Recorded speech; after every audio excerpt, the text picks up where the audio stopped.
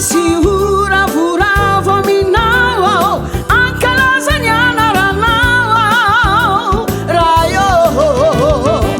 fa tsara loatra ianao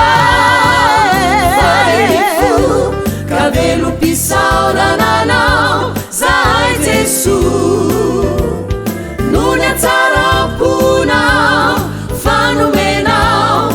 aina vaovao ndreto izahay manatitra fiderana sy azahoanao ankasitrao re hovoninaitrao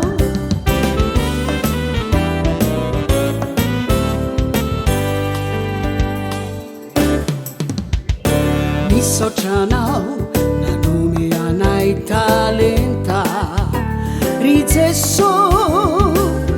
itorina hanao amin'ny olon-drehetra avaozinandray ro toki-panompona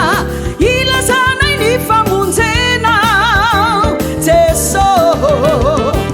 tantanonao zay